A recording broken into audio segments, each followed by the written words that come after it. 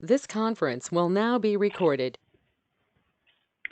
Hi, everyone. Thanks for joining my webinar titled Taking Your BC Plans and Tools Further. My name is Jamie Goodloe. I'm a solutions engineer at OnSolve in the Professional Services Department. Prior to joining OnSolve, I have over 12 years of experience in business continuity, disaster recovery, and crisis management. I've played in each of the spaces and had the opportunity to both develop and improve programs as well as support them from an operational perspective.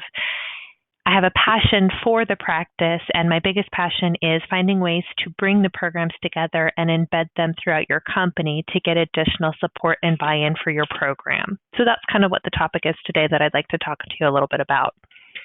I do carry my Master Business Continuity certification from the Disaster Recovery Institute, as well as my Associate Fellowship of the Business Continuity Institute from BCI.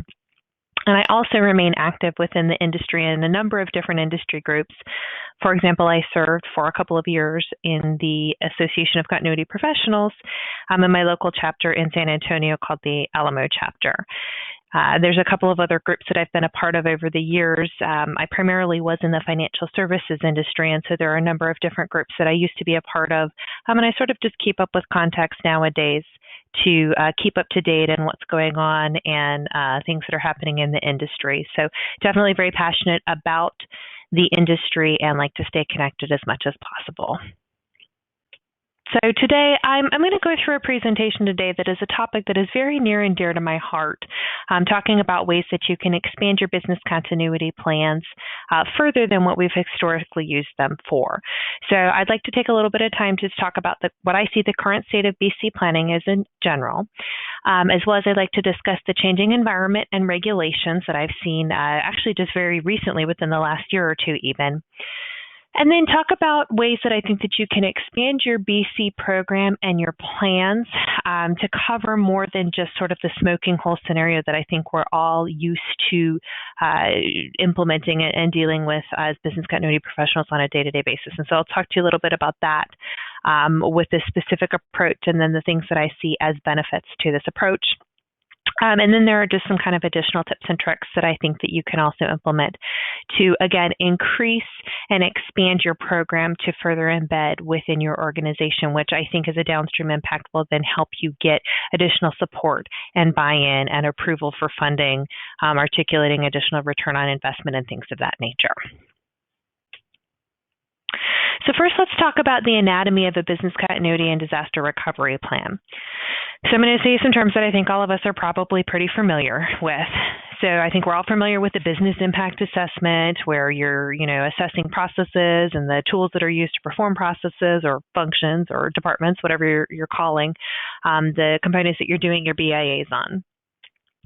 Typically from there, you establish a maximum tolerable downtime or maximum allowable downtime, or, there's a multitude of different terms that I know that we're all used to utilizing.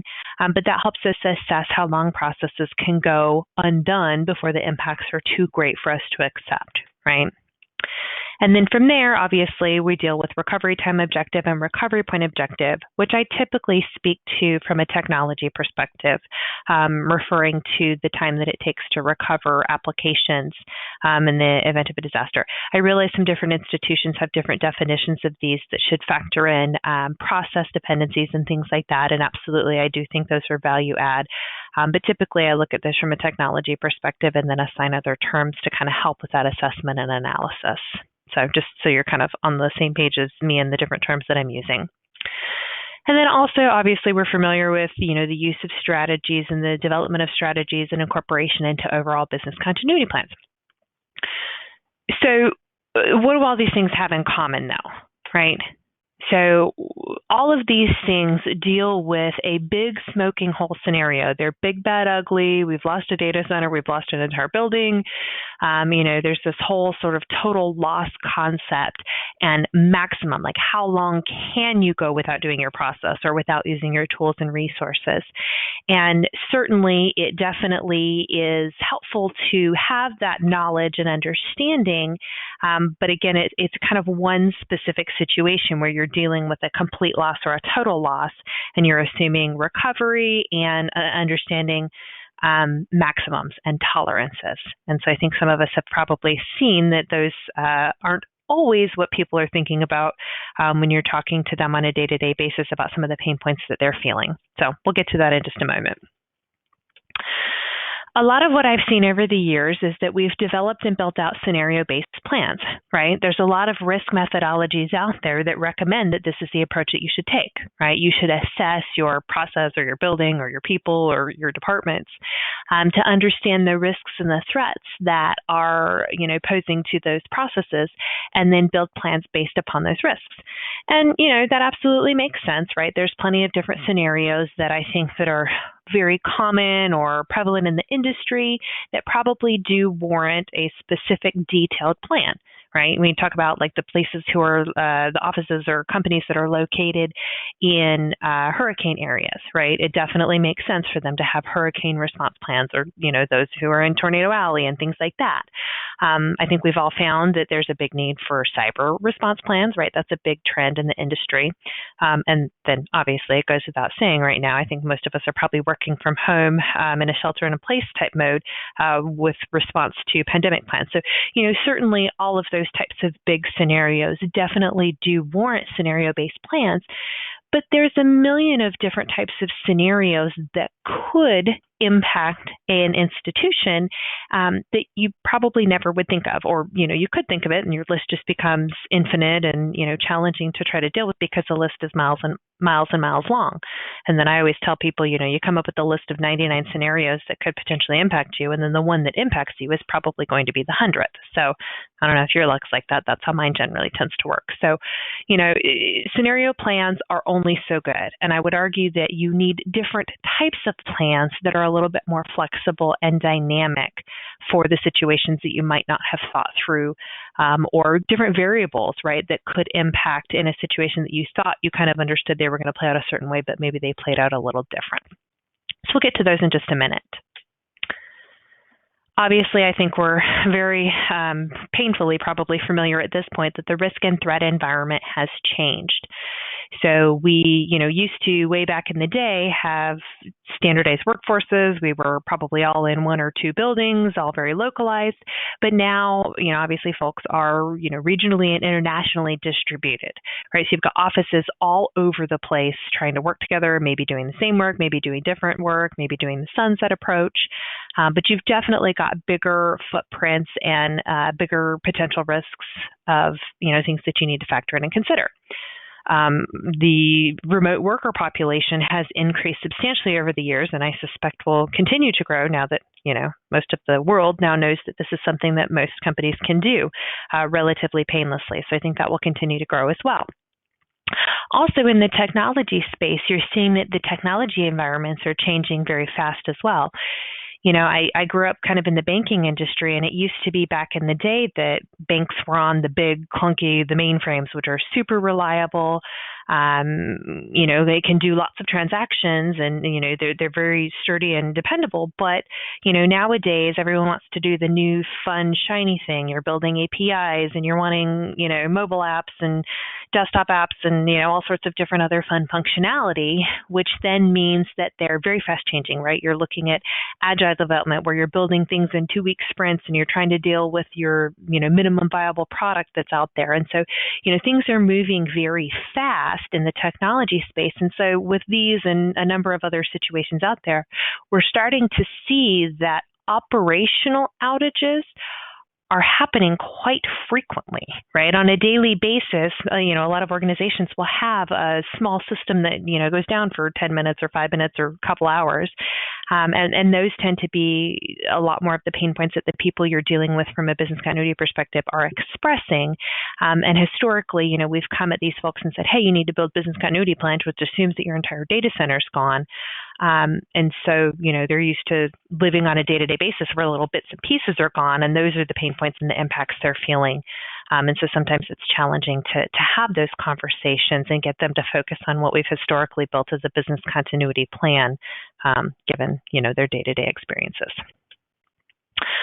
I would also argue that business continuity plans are a hard sell. And I think any of us who have been business continuity advisors for more than, I don't know, perhaps a day or so probably are nodding their heads in agreement at this point, right? Again, as I said, smoking hole scenarios, they're lower on the list of all of the folks that you're working with to try to document plans. They're more concerned about the pain points they're feeling at that exact point in time or the last couple of weeks. I think you also find that plan owners are not as engaged as we'd like them to be, right? And a lot of the times, many of them don't understand. There tends to be a lot of turnover. I always laugh because I think, a lot of us BC professionals, the way that we got into the industry is we were like the new person on the team and nobody else wanted to manage a business continuity plan. So, we got assigned the plan. And then, of course, it works out that we found a passion for it and made a career out of it. But that's typically how I find plan owners are assigned in a lot of cases. It's the new person, it's the admin, it's the person with the least amount of knowledge or experience who's just kind of being tasked with that compliance thing that, those BC people are making us do. And so, you find that there's that lack of engagement or lack of knowledge. And then there's also a disconnect because, in an actual disaster situation, your executives are the ones who are making the decisions and driving the business forward. But then you've got somebody, embedded 10 levels lower than that in the organization who's actually responsible for documenting and maintaining the business continuity plan. And a lot of the times I find that those connections aren't being made and they may not be on the same page. So it kind of becomes challenging, and sometimes our efforts feel like they're checked the box, which makes it challenging. Any of you guys in regulated industries can probably agree with this, right? The BC industry itself, as well as the regulatory industries, are changing quite a bit. And I actually think it's a very exciting thing because we've been a bit stagnant for a long time. Again, I've mentioned I've been in the industry for over 12 years now, and we've always kind of done things a certain way. And it's just recently that we're starting to see that the methodologies and the regulatory approaches are starting to budge a little to align a little bit with the ever-changing industry, which I think is very exciting. So some of you guys may have heard of adaptive business continuity. It's a book that was published. If you have not actually heard of it or read it, I definitely highly recommend checking it out. It's really, really cool. It's essentially challenging the business continuity status quo and trying to find ways to streamline business continuity and make it fit in organizations a little bit easier. I kind of equate it to like the agile of business continuity, right? It's ways to try to streamline and get a better understanding of business continuity without having to do the BIAs and the RTOs and things like that. It might make it easier for folks who aren't in the business continuity industry to kind of understand and get a little bit more buy-in and support into the program.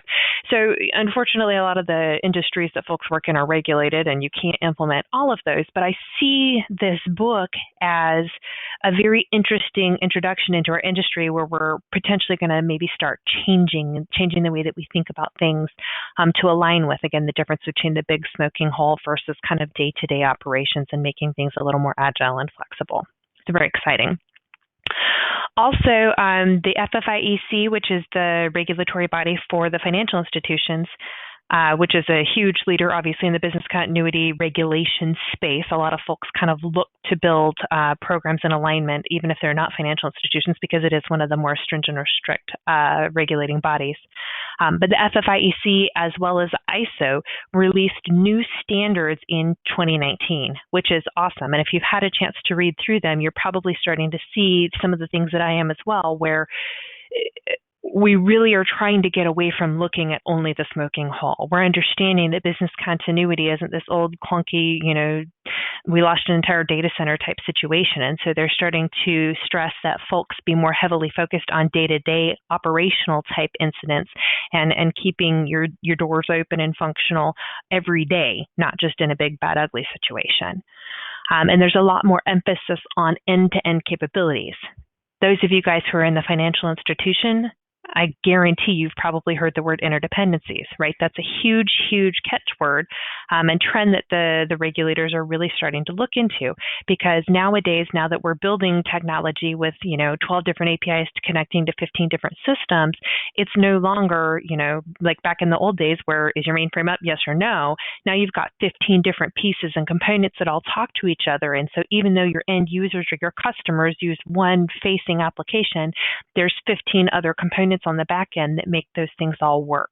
And so it's super critical that your companies and your teams supporting these technologies and processes understand the end-to-end parts and pieces, because one little API goes down and nobody even knew it existed, and you've taken a customer-facing process to its knees.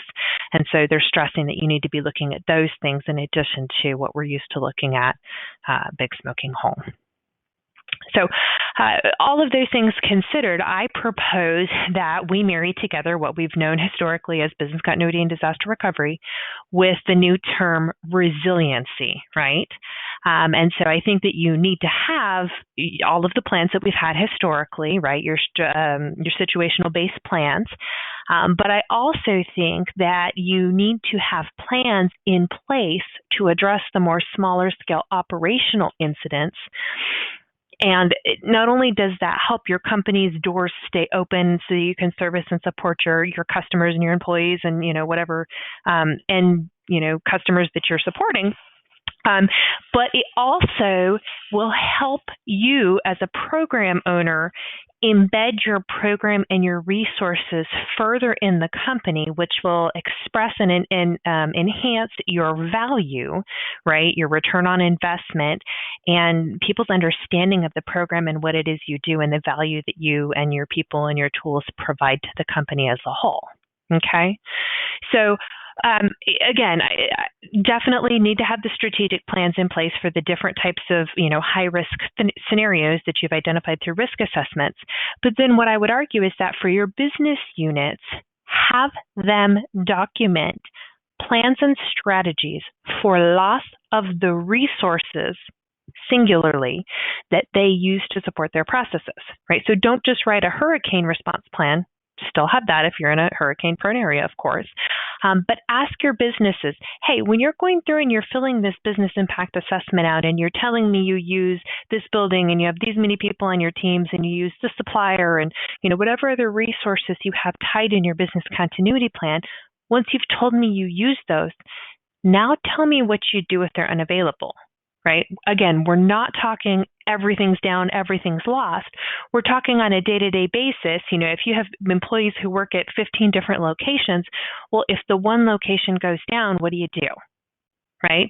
Or, if you lose half of your workforce, right? How do you keep your processes functional? Or if one of your suppliers becomes unavailable, how does your process continue? And so if you start to write strategies per resource, it gives you a more dynamic toolkit to respond to any variety of situations and circumstances that might present themselves. Again, one that you might not have thought of, right, to write a detailed plan for. But if you've got these in place, then if something happens that takes out one of your key pieces of technology as well as, some of your workforce, right, a situation maybe you just had never thought of, you then can piece those strategies together to implement a response plan for the specific situation that you're dealing with, which is very, very, very powerful. And I'll show you an example of what that potentially could look like in another slide. Let me add a couple of additional components onto this. So these strategies, again, would be in addition to the scenario-based strategies that you're used to writing. Now, those are typically based on a maximum tolerable downtime, right? How long can you go? Because if we have a big, bad, ugly, we have to prioritize recovery and processes across the whole entire company. Well, these types of strategies here for this, individual loss of resource aren't actually going to factor in the maximum tolerable downtime or recovery time objective. So I don't know about you guys, but I've had a number of experiences throughout my years where I've worked with people and, perhaps we have a plan, a business continuity plan that is, like a 3-day plan, right? In a disaster, they can go 3 days without being, without doing their work because they know that there's, lots of work going on to recover the rest of the company, the rest of the institution. However, I don't know if you've ever had the situation where, one application goes down and the users who use it, even if their processes are 3-day processes, they're still screaming, where's my application? I need it today, right? We can't just go back to them and say, hey, you said you can go 3 days. Well, they said they can go 3 days if there's a big scale, massive, outage. On a day-to-day basis, if everything else is functional and we're not competing across the entire company for resources, probably they can't actually go for that 3 days or 5 days or those longer periods. And so when you start to write strategies for your operational losses, I would say that those need to be independent and separate from your maximum tolerable downtime.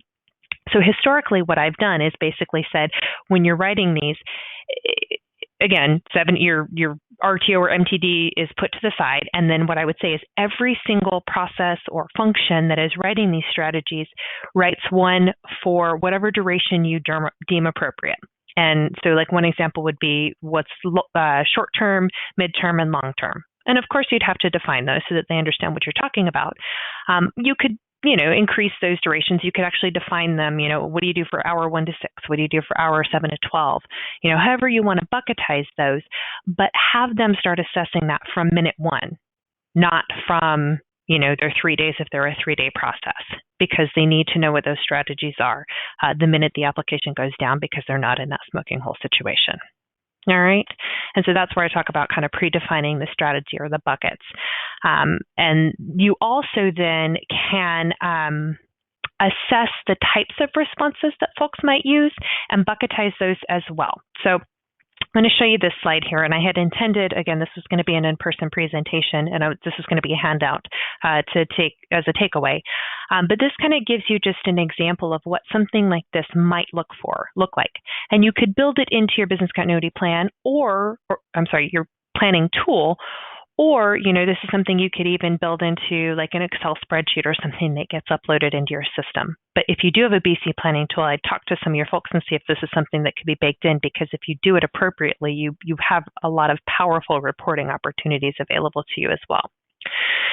So just a quick example here where you can see, on the left-hand side, we've documented the different resources that are utilized to support the process. I threw in a column here for priority. I think it's important for folks to understand if something's like nice to have or must have or, critical to operations. So you might consider, factoring one of those things in. And then the next 3 things that I've done, again, these are the predefined buckets that I talked about, short-term, mid-term, and long-term. But again, they could actually be durations if that makes more sense for you. But then you ask folks, okay, if application A is unavailable in the short term, what do you do? Okay, is it the same strategy as we progress into, maybe day 3 or 4 or 5? Okay, well now if that application stayed down for, 2 weeks plus, is your strategy still the same? And so people are assessing a time-based strategy for all of the different resources that they use, and it's documented within their plan. And again, it's outside of the smoking hole scenario, so this is just kind of if only application A were down or only application B versus everything being down. Okay, just an example there. So if you're capturing information like this, again, you're getting people to think more on a day-to-day basis how they're responding singularly. But if you're doing this, the power behind this, enabling your reporting, is absolutely amazing. And this is what I was talking about before, where you can take your program and further embed it into the company to expand your value and expand business continuity awareness and get people more involved and invested in your program. Okay, so here's a couple of examples. From the planning space, so WAR is work area recovery. As you saw in my previous slide, I was able to have folks document their strategies for the different durations. You might have noticed there was some text that was in red. There were places where I called out either like no strategy exists or relocation needed.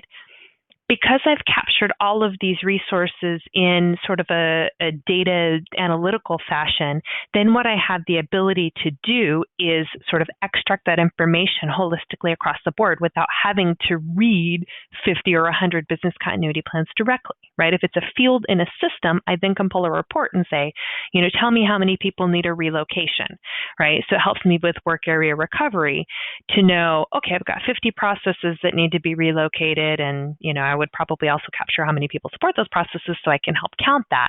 So then you can work with your facilities team and say, hey, if we had a scenario where we lost this campus, I would need, 5,000 extra seats at another location. Well, then they have power of data behind them now that they can then go assess and figure out what resources they have available and understand, maybe we'd need to get another site, or we'd need to, have non-essential personnel at other locations work from home to support these. But then you can assess to know if you have the right space to support the needs of all of your business units because it's captured in a data fashion, right? So if you have this data available and you can work with your facilities people and tell them this, they're going to be very excited because that's probably something that they've been struggling with trying to figure out, on their day-to-day basis. So very powerful there. Another huge win is that you can also use this data to help IT. I have VPN listed here first kind of on purpose because I think we all went through that exploratory discussion not so long ago where we had to assess to determine if our VPN would meet our needs. So if you've got people who have a strategy of work from home for different types of situations, you then at any given point can go pull that reporting out of your system and give to IT and say, hey, if we had a pandemic situation, or hey, if we lost building A and all these people had to work from home, we're going to need 500 people on VPN. Can your VPN support that capacity? Right? It gives you those tools to do that assessment so IT knows if it's going to, if the tools that you have in place are going to work.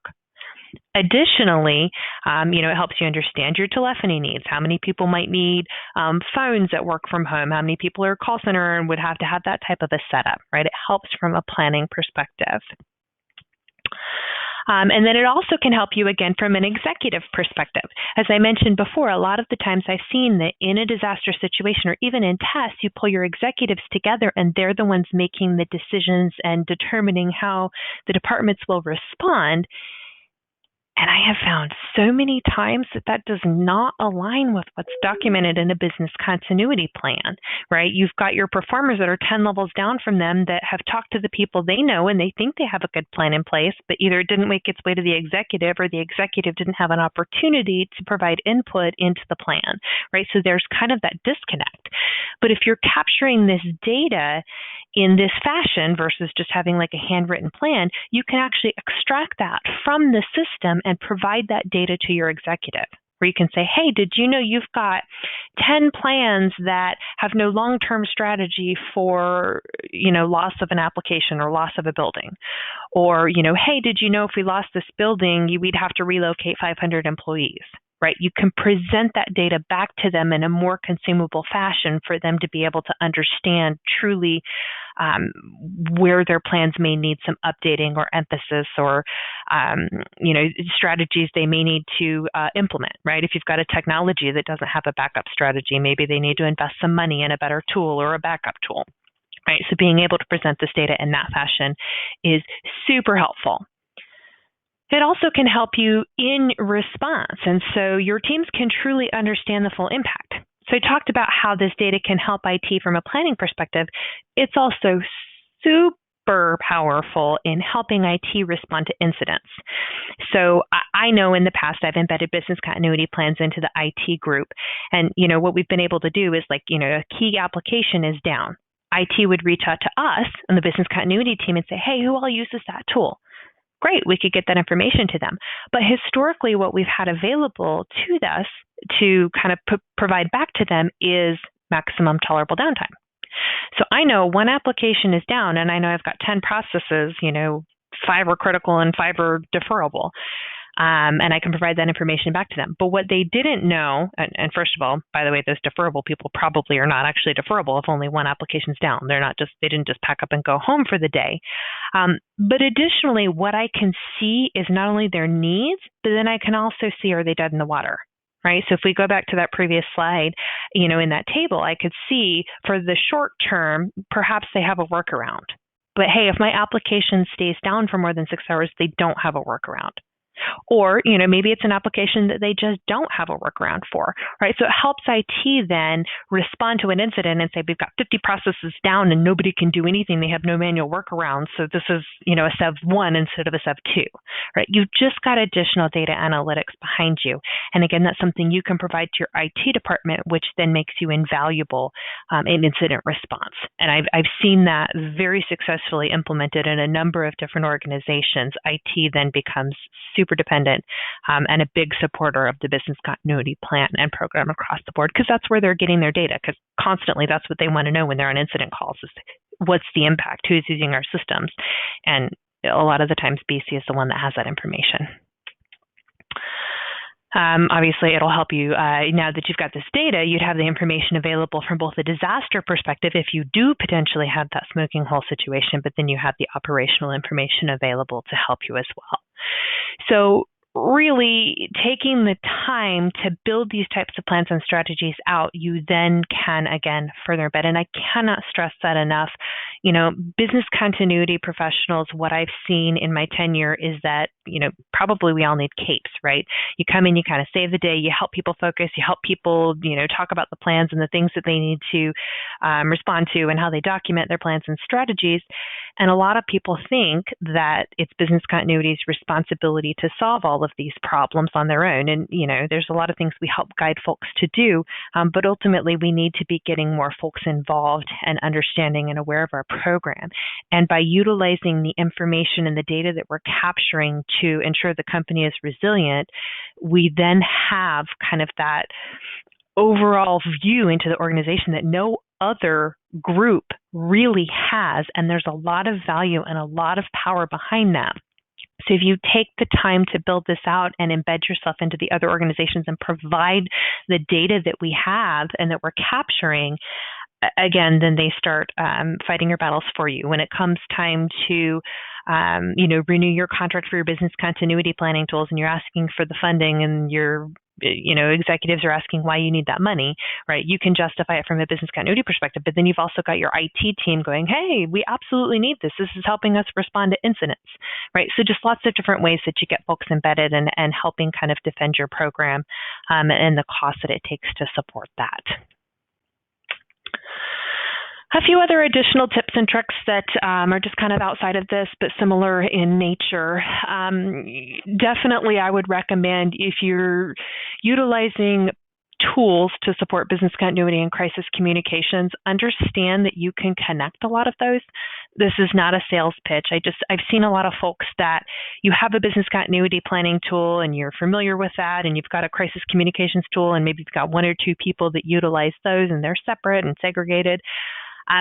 Know that a lot of these times, with a lot of different tools that are available, you can connect them so that they work together and talk together. And the value there, again, is further embedding the program. So if you've got plan owners building business continuity plans in the BC planning tool, and you connect that to your mass notification tool, and you're getting to a point where they're utilizing the system for operational outages, you can then empower plan owners to be able to send notifications to maybe activate their 10-person team because they're having one small-scale business continuity outage, right? Without then having to go to the crisis management team and one person has to send all these notifications, right? If they all have the power, and obviously you have to manage access appropriately and kind of strategically implement these, but you're empowering the resources to then utilize your tools and their plans a lot more frequently, which is then, again, increasing value and your program's embeddedness into the company across the whole.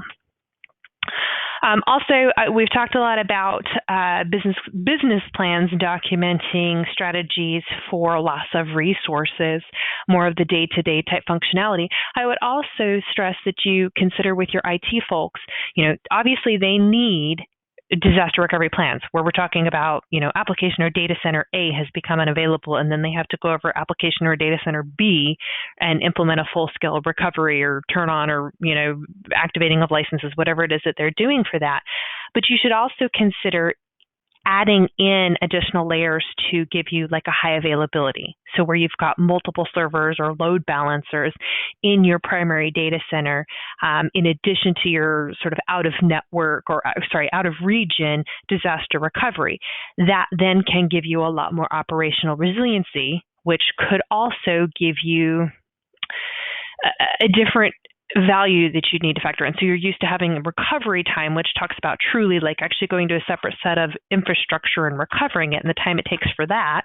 But if you have operational resiliency and high availability in your technology, you might have a second figure that's a shorter number that, hey, if we lose one server, we're able to get that up much quicker in the same data center or with like a load balancer, right? So start to get them to think about those things and then figure out how they document that and translate that back to the business to show how it meets the business's needs, right? In a big smoking hole scenario, it could take us a day, but outside of that, on a day-to-day basis, we should be able to have you up and running within a couple of hours, right? Those are a lot of conversations that I've had between IT and the business over the years as well. Also, if you're using business continuity or crisis communication tools, use them to their fullest extent. Use them to manage exercises. They can help you do reporting. There's so many things that these tools can do that will, again, further mature your program and, frankly, just make your life easier and increase your return on investment. I can speak from personal experience. I'm a former business continuity practitioner who has used these tools in the past. And then having jumped over to now I'm on the service provider side, digging deeper into the notification tools that OnSolve provides. There's so much functionality that our tool and any other tool out there provides. So, you're spending money on these tools. Make sure that you're taking the time to understand the things that they can solve for you. And usually you're going to have an account manager assigned to you if you have a product. Utilize those people. Be asking them, what additional functionality or features do the tools have that they might not know? And share your use cases with them. I know that's, a primary part of my role is if you share a use case with me, I can typically, point towards different things that we can make the systems do and functions and features on top of functions and features, that you might not have thought of that can help make your life and your business continuity planning process much more streamlined and efficient. So lots of different things that I've thrown out here today that I think if you consider implementing into your business continuity program may make your life more efficient and easier. And then, like I said, my biggest point that I want to draw home is that make sure that you are getting your executive stakeholder involvement. Make sure that they're fully aware of your program, not just from a check-the-box perspective, but they know the value that you're providing. They know the value that the tools provide. They know how it embeds into the day-to-day operations of the company, and they see value in that. Taking that time to invest on that side of the house is going to pay dividends for you. The more people you have that understand your use case and what it is that your role and your program does, the better success you'll have and the more support that you'll have. All right, that's what I wanted to cover today. If you probably couldn't tell from my presentation, this is something that I am very passionate about, and I do very much enjoy this topic. So my contact information is up on your screen. If you are working to grow out your program and would like to share any of your experiences or would like to just kind of chat through any of the things I've spoken about today, I am more than happy to discuss. So please don't hesitate to reach out. Thank you guys for joining my webinar. Have a great day.